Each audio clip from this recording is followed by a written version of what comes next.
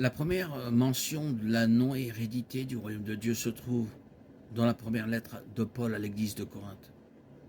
Ne savez-vous pas que les méchants n'hériteront pas du royaume de Dieu? Ne vous y trompez pas. Ni les impudiques, ni les idolâtres, ni les adultères, ni les prostituées, ni les homosexuels, ni les voleurs, ni les cupides, ni les ivrognes, ni les calomniateurs, ni les ravisseurs n'hériteront du royaume de Dieu. 1 Corinthiens 6, 9, 11. En disant que les méchants n'hériteront pas du royaume de Dieu, Paul déclare que les méchants ne sont pas enfants de Dieu, ni héritiers de la vie éternelle. Romains 8, 17. Cela ne signifie pas que quiconque a déjà commis l'un de ces péchés se verra refuser l'entrée au ciel.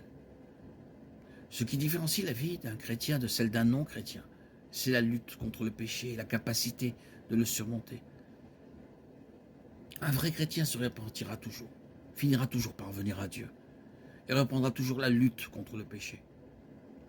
Mais la Bible ne soutient pas l'idée qu'une personne qui s'engage perpétuellement et sans repentir dans le péché puisse en effet être un chrétien. Le passage de 1 Corinthiens énumère les péchés qui, s'ils sont commis, sont des péchés qui ne sont pas des péchés. Les péchés auxquels on se livre continuellement et identifie une personne comme n'étant pas rachetée par Christ. La réponse du chrétien au péché est de le haïr, de s'en repentir et de l'abandonner.